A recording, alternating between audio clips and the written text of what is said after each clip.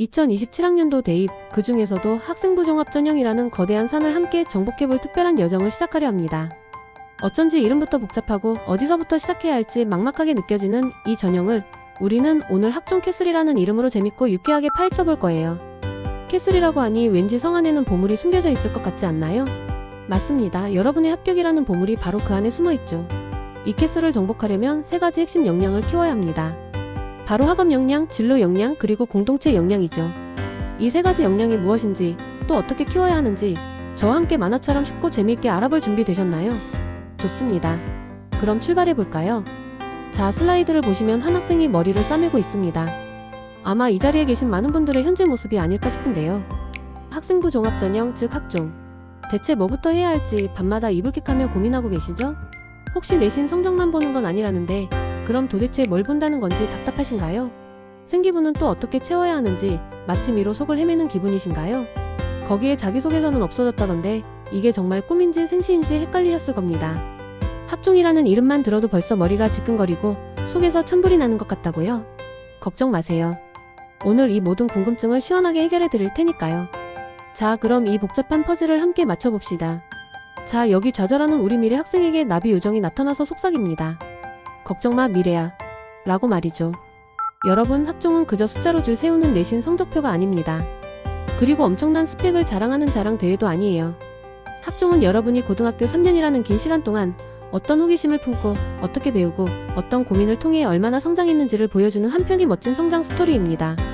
영화 시나리오를 쓴다고 생각하시면 돼요. 그 주인공은 바로 여러분이고 입학사정관들은 여러분의 스토리에 감동할 준비가 되어 있는 관객이죠.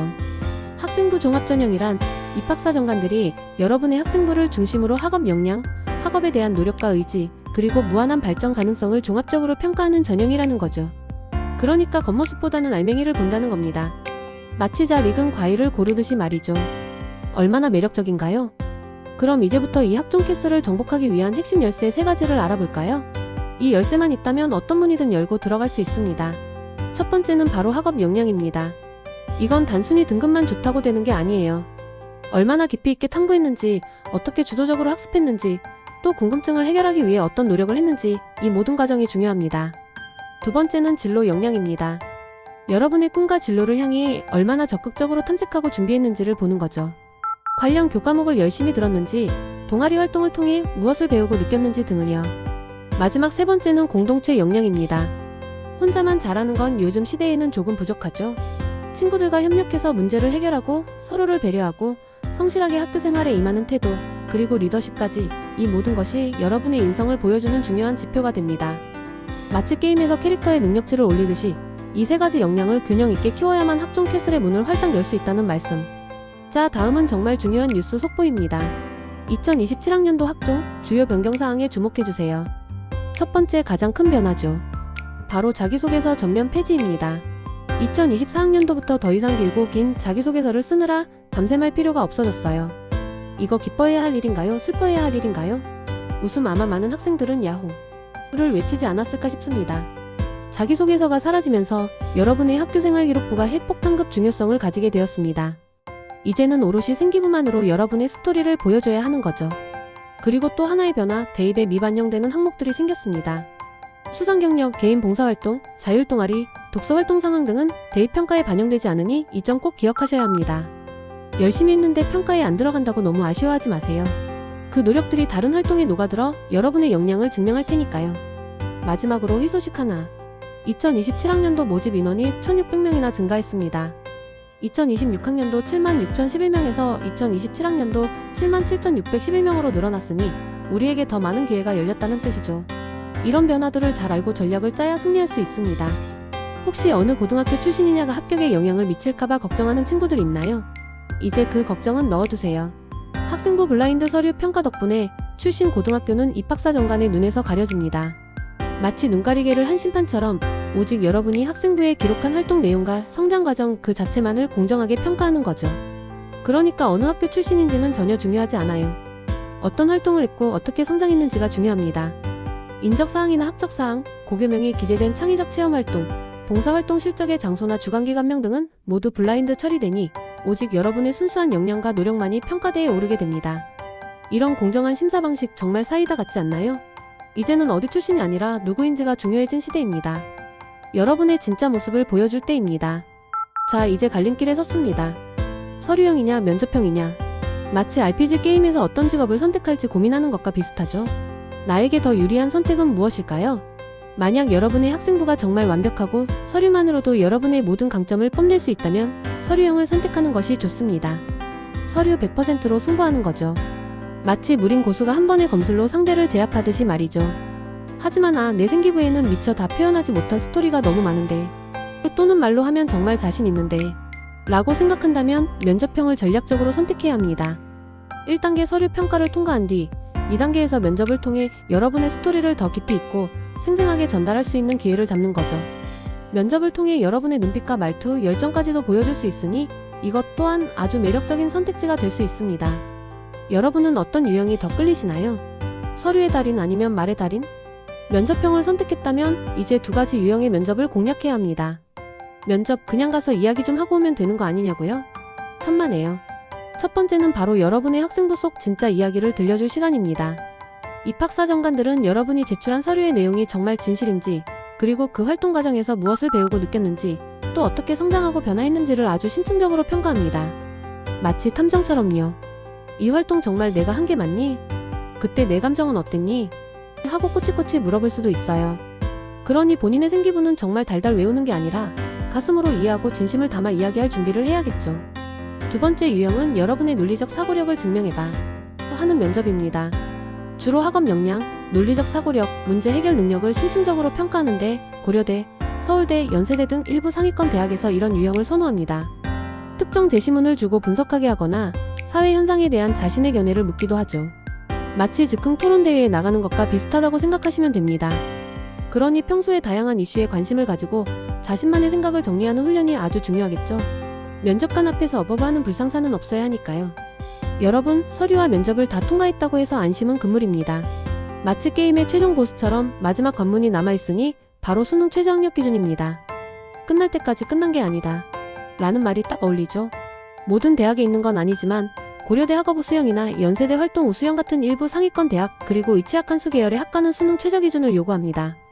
이건 마치 최종 보스 로봇이 내 기준을 넘어야만 이 문을 지날 수 있다 하고 버티고 서 있는 것과 같아요.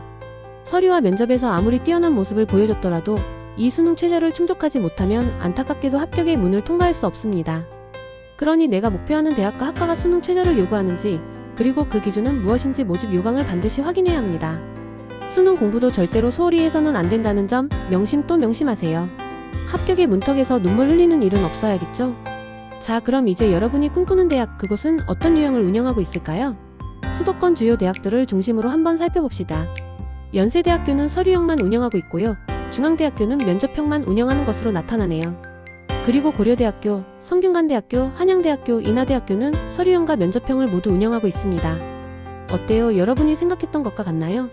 물론 이 정보는 개괄적인 것이고 학과나 전형에 따라 달라질 수 있으니 반드시 대입정보 포털 어디가 사이트나 각 대학의 공식 모집 요강에서 최종적으로 확인하셔야 합니다. 카더라 통신은 노노. 정확한 정보만이 여러분을 합격으로 이끌 수 있다는 사실 잊지 마세요. 마치 보물 지도를 해독하듯이 정확한 정보를 찾아내는 것이 중요합니다. 이제 합격을 위한 나만의 액션 플랜을 세워볼 시간입니다. 첫 번째 플랜은 목표 대학의 평가 요소를 확인하기입니다. 대학마다 학업, 진로, 공동체 역량을 평가하는 비중이 다릅니다. 예를 들어 A대학은 진로 역량을 50%나 보는 반면 B대학은 학업 역량을 50%로 가장 중요하게 볼 수 있죠. 마치 게임에서 어떤 능력치를 우선적으로 올릴지 고민하는 것과 같아요. 내 강점이 어느 대학의 평가 요소와 잘 맞는지 전략적으로 파악하는 것이 중요합니다. 두 번째 플랜은 모든 활동은 교과 수업에서 출발이라는 점입니다. 동아리 활동이나 자율활동, 진로활동, 그 모든 것들이 결국은 수업 중 생긴 호기심에서 시작되어야 가장 자연스럽고 진정성 있는 스토리가 됩니다. 교실 안에서 싹튼 궁금증을 교실 밖 활동으로 심화시키는 거죠. 마치 작은 씨앗이 커다란 나무로 자라나듯이 말이에요. 마지막 플랜은 정량과 정성 두 마리 토끼를 잡기입니다. 정량 평가는 여러분의 등급이나 원점수 같은 숫자로 나타나는 객관적인 지표이고, 정성 평가는 세특이나 행특처럼 여러분의 노력과 성장을 담아낸 주관적인 평가입니다. 이 둘의 균형이 아주 중요해요. 숫자가 좋다고 끝이 아니고 스토리가 좋다고 다가 아니라는 거죠.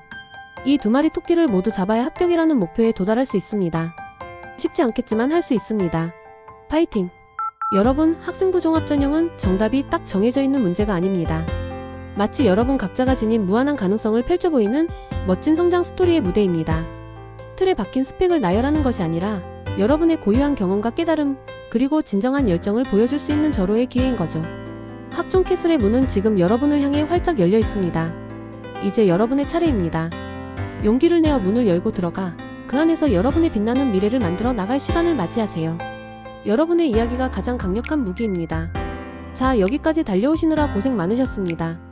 이제 여러분과 함께 잠시 생각해 볼 시간을 가져볼까요? 최근 대입 제도의 변화, 예를 들어 자기소개서 폐지나 학생부 반영 항목 축소 같은 변화들이 과연 학생들의 잠재력을 더 공정하게 평가하는 데 긍정적이라고 생각하시나요? 아니면 오히려 부정적이라고 생각하시나요?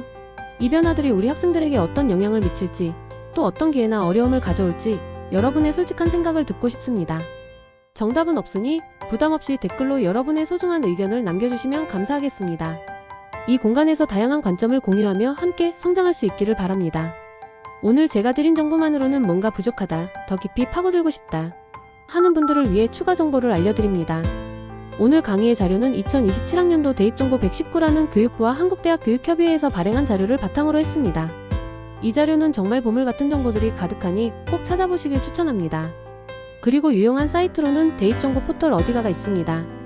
이곳은 입시의 모든 정보를 한눈에 볼 수 있는 만능 치트키 같은 곳이니 즐겨찾기에 꼭 추가해두세요. 마지막으로 여러분이 목표하는 대학의 입학처 홈페이지는 수시로 들어가서 확인해야 합니다. 따끈따끈한 최신 정보는 바로 그곳에 있으니까요. 이 세 가지를 잘 활용하시면 입시 정보의 인싸가 될 수 있습니다.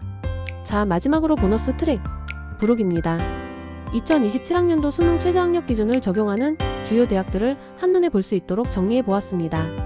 서울 지역의 고려대, 경희대, 서울대, 연세대, 이화여대, 중앙대 등 주요 대학들의 전형명과 모집 단위, 그리고 아주 중요한 수능 최저 학력 기준까지 상세하게 나와 있죠. 예를 들어 고려대 학업부 수형은 국어, 수학, 영어, 탐구 중 4개 영역 등급 합이 8 이내여야 하고 한국사는 4등급 이내여야 한다고 명시되어 있습니다. 이 표를 보시면 아시겠지만 각 대학과 전형, 심지어 학과마다 요구하는 기준이 모두 다르니 내가 지원하려는 곳의 수능 최저 기준을 정확히 파악하는 것이 정말 중요합니다. 이 표는 여러분의 수능 학습 계획을 세우는데 아주 유용한 참고 자료가 될 테니 잘 활용하시기 바랍니다. 하지만 다시 한번 강조하지만 최종 확인은 반드시 대학 공식 모집 요강에서 하셔야 한다는 점 잊지 마세요. 이 정보들이 여러분의 합격길의 등대가 되어주기를 바랍니다. 감사합니다.